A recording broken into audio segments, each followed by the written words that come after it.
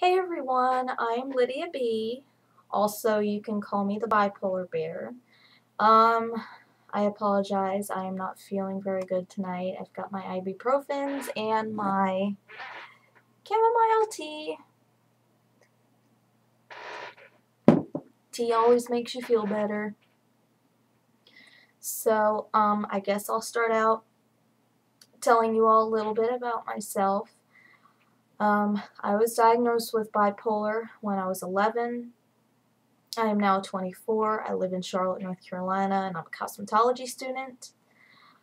My childhood was very rough in the mental health department. You know, very hard on my parents, very hard trying to get the diagnosis, very hard finding, what was wrong with me, switching medicines every month, that can make a person crazy. And my parents, they were troopers. So, speaking of parents, I wanted to read you all a little excerpt from my Bipolar Happens magazine. Yay! So, okay, here we go. As a parent, you picture your child growing up and having a better life than you had, with more friends and more successes.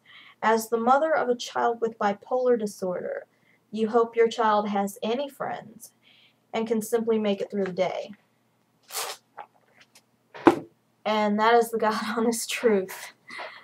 There were times when I was in school that I didn't think I was going to make it through the day, that I felt like I was just crawling up the side of a rabbit hole with my fingernails digging in the dirt. I mean, and I'm not trying to gain any sympathy here or anything, that's how it felt. And anyone else who has bipolar or, borderline or what have you, you know that some days you feel like the day will never end.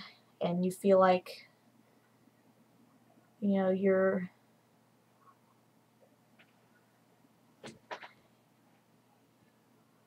you're just banging your head against a brick wall and, you're not getting anywhere. But, when I was a kid, I was one of those kids, and, I would get pushed into lockers. I had some learning disabilities when I was a kid, and still do. So, I got picked on a lot. Kids can be so mean. They're even meaner now, so I hear. All the suicides that have been happening lately. Young kids, 14, 15, just offing themselves. Kids are mean, just mean. I remember when I was in middle school, aka junior high, I used to have to wait in the bathroom until the bell rang so I could walk to school alone. And then I wouldn't get picked on. But it was really rough in the school years. But yeah, my mom would literally have to push me out the car door and then shut it and drive away, or else she was not going to get me through the school doors.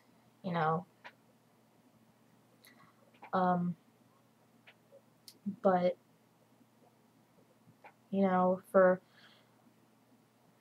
all the other kids out there that have bipolar, I'm just hoping that if they could hear my story, or the things that I say, this will not be my last video, so that they can feel like they're not alone.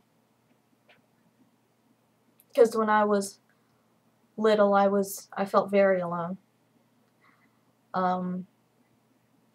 And my friend just recently got diagnosed with a mental illness, and her parents had never told her anything about mental illness. They just told her she was a slut, she was a whore, she was this, she was that, and she thought it was always her, just her. Oh, this must just be the way I am. And no, it's not the way you are. You have a mental illness. It doesn't create who you are. It doesn't shape you. It's a chemical imbalance in your brain. It doesn't make you who you are. But, sometimes it can feel like that. Like I'm about to take a really big trip to Ohio, and oh my God, my anxiety has been going crazy. Just crazy. It's been crazy. I mean, I feel like my head is about to spin off my shoulders, but, I have to keep reminding myself that it's the bipolar. I'm not... No, I already said I haven't been feeling good. You know what it is? It's the bipolar. It's all the worry in my head. And those of you, like I said, who have bipolar can relate. But, yeah, it was very rough when I was a kid. Bunch of diagnoses. When I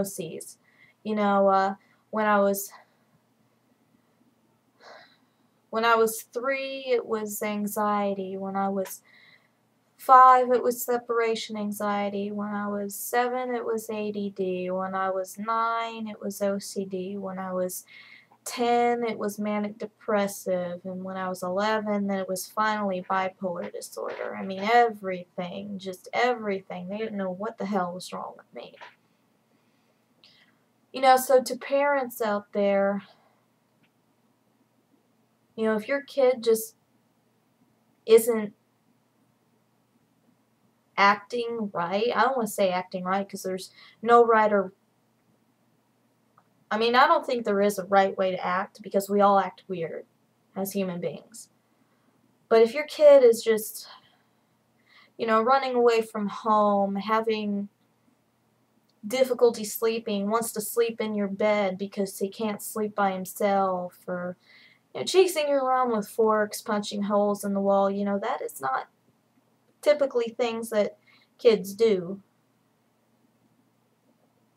So you might want to go get that checked out.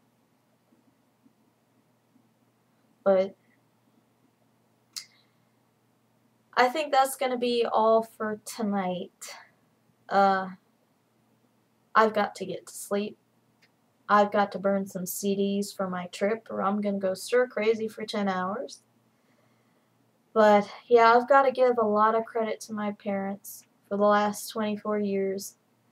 They've been taking all the blows like champs.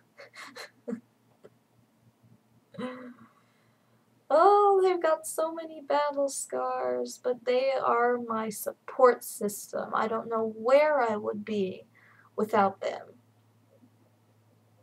I don't know where I would be. And they're still supporting me. They're still supporting me. I'll be 50 years old, and they'll be 80 and crotchety and in walkers, and I'll still be like, Mommy, Daddy, I don't feel so good. No, I'm not going to be doing that. I hope not. But it's just saying that,